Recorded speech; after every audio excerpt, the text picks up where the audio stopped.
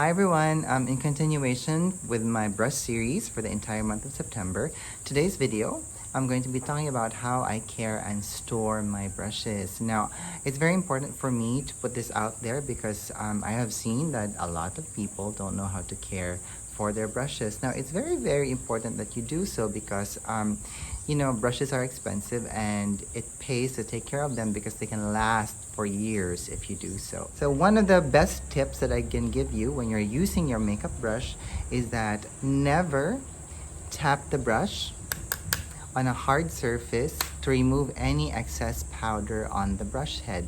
Now, the main reason is because this is one of the most delicate parts of the brush. When you tap the ferrule on a hard surface, there can be an instance wherein the crimp would start to loosen and eventually it would lead to the detaching of the ferrule, which in turn will make the brush useless. Now, that's a total waste of money, right? So if you want to remove any excess product on the brush head, all you have to do is just to tap it gently at the back of your hand or on a piece of tissue and you're good to go. Remember, makeup is buildable, so you don't have to worry if you start light and get darker in a few minutes or so.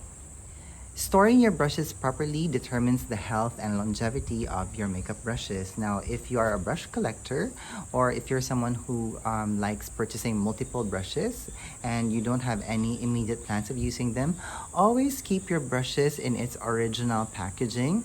Like as you can see here, this is my old Laura Mercier all over brush. I've had this for I think 14 years now, and I still keep it in the plastic packaging, mainly because keeping it this way, it will help keep the brush head in shape, and also this stops from dust and bacteria accumulating in the brush head, so that's very important. And then I also keep this flat in a drawer in my office because gravity plays a part in destroying the shape of a brush head, so always keep that in mind. When I am working, I usually keep my brushes in a brush bag like this. As you can see here, it's compartmentalized and I can store them properly. Now, the brushes that I store here are usually my powder brushes, foundation brushes, blush brushes, things like that, because they have so much space here inside, and that way the brush heads don't they're not stuck in a very tight place. So I also have to be very careful with that because I want to keep the brush heads in their correct form. Now, as you can see here, there's a plastic covering and it covers everything. The brushes, just to keep it nice and clean. And I have here like a few cleaning implements, and I also have some of my sponges here. I bought this bag from a local online store here in the Philippines, and I'm gonna put a link down to her Instagram page so that you guys can see it. I also have one smaller version of this. I didn't bring it, it's in my home in Manila, and I actually found it too small, but maybe I can use it for something else in the future. But I love having this in my possession, although I've only used this bag actually for a few months, and I'm kind of on the fence with it because although it has a shoulder strap and I can carry it around with me, I'm already bringing too much stuff with me to work, because before I used to store all my brushes at the top drawer of my makeup kit. But so far it's been very useful and it's been very helpful. I have nothing bad to say about this brush bag. Now, I also store my brushes in a brush belt like this. As you can see here, these are all my eyeshadow brushes. The main reason why I don't store my powder brushes here is because this actually has a flap or a cover. And because the powder brushes and the blush brushes have much more bigger brush heads, that when I fold this and when I store it in my makeup backpack, the material will actually deform the brush heads. I've had this since 2012. This is from Makeup Designery, and I have bull clips here because I can clip this anywhere on my makeup kit or on my makeup chair, so that's very helpful. And this also has a belt at the back. So I don't like wearing this as a belt bag because it impedes my movement when I'm working. But if you're an aspiring makeup artist and you want to keep your things within reach, this is a good idea to have. Now, when purchasing belt brushes like this, be careful with the material that you buy. So this, for example, is a mix of cloth and synthetic fibers. So it doesn't suck in too much water and products, so which is actually very, very good. And it's also quite stiff material, so it doesn't really destroy the brushes inside. So it keeps them also in shape and intact. And brush belts like this, it's very, very soft. This is actually from Hakuhodo. And as you can see here, I'm also able to store brushes here. And then I think this is very ideal for personal use. Like, you don't have to bring it with you all the time. You can just store your brushes here and leave it in your home in a drawer somewhere, because I don't think this material will be able to keep your brushes in good shape because it's just too soft. And also, one other thing, do not buy brush belts that are made with synthetic rubber, because I have noticed, especially here in the Philippines, that when it becomes so hot and humid, the rubber starts to become very, very sticky. And when that happens, the rubber will actually stick on the handles of your makeup brushes. And once that happens, it will actually destroy the handle of your makeup brush. So for example, I have this very, very old ponytail brush from Laura Mercier. My old brush belt, which had a rubber finish, when it got so hot and humid, it actually got stuck to the handle and it ripped it out. And I also have one example of that here. So as you can see here, this is what happens when you have rubber or fake rubber brush belts with you all the time. So be very, very careful with the materials that you buy. Now, for personal use, you don't have to do this. You don't have to buy a brush caddy. You don't have to buy a brush belt.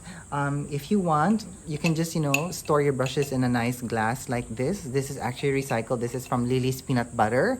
And I love their glasses because it's actually very strong and very sturdy. So if you love jams and marmalades, those glasses are actually very good, and they're quite heavy. Because one thing you have to remember, brushes, when they're grouped together, have a substantial weight, and you need to put them in a caddy wherein it can actually hold them up together. So you can leave this on your vanity and, just grab it whenever you need it. I also advise putting a mesh brush guard on your makeup brushes. This is just to avoid excessive blooming of your brush head. Blooming is a term that we use in the industry wherein the brush head actually achieves its optimum shape, and then I call it wilting when the shape gets deformed already because it has already gone beyond its original shape. But yes, keeping a brush in a mesh brush guard like this will actually help maintain your brush shape for longer. Now, it's also very important that you choose the right brush guard, because there are some brush guards that are too hard. Like for example, this brush guard is actually very, very hard. And this is the other brush guard that I usually use for my makeup brushes. They're very, very soft. Now, my problem with this, although it sounds, good because it's actually hard, but I think that the material is just too texturized that it actually clings onto the brush heads. Now, I've also noticed if they're side by side between each other, they catch onto each other, which disturbs the brush head. So I didn't like that. And also the edging here is very, very rough. So when it catches in another brush guard, it actually causes more harm than good. Now, the brush guard that I use is actually very, very soft and very, very smooth, that when the brushes are beside each other, when they're wearing the brush guard, they don't cling onto each other and they just seem to slide. You don't really have to worry that the brush guard is too tight for the brush, because eventually the brush guard will take the shape of the brush that it is on. Like for example, as you can see here, although I just applied this a few days ago, this is its original brush guard shape, and then as you can see here, the brush guard is starting to take shape of this brush head. Now, I bought tons of brush guard from Lazada. This is only 179 pesos. With shipping, I paid around 250 pesos for 100 pieces. Although when I got this and I counted them, I only had 99 pieces inside. So it's great to have them in stock, because sometimes I tend to lose brush guards because they get blown in the wind when I'm working. Or I just tend to misplace them when I'm working, especially when I'm, very busy on my table. I also forgot to mention the reason why it's great to have a brush guard is because when you buy brushes for the first time, like for example, this is my old stock of brushes. As you can see here, the brush head actually has a sort of like a protection. So that's the same concept as you get when having a brush guard around your brush head. Now, I deep clean or spot clean my brushes after every use, always. Now, the only time I deep clean my brushes is when I have at least 2 days off between work. And for synthetic brushes, I use detergent. This is actually dishwashing liquid. This is Joy, and this is the antibacterial variant, because I have noticed that dishwashing liquid actually destroys or breaks down all of the oils and all of the cream that accumulates in the brush head, especially for synthetic brushes. Now, for natural bristled brushes, I actually use this very gentle cleansing shampoo from VMV.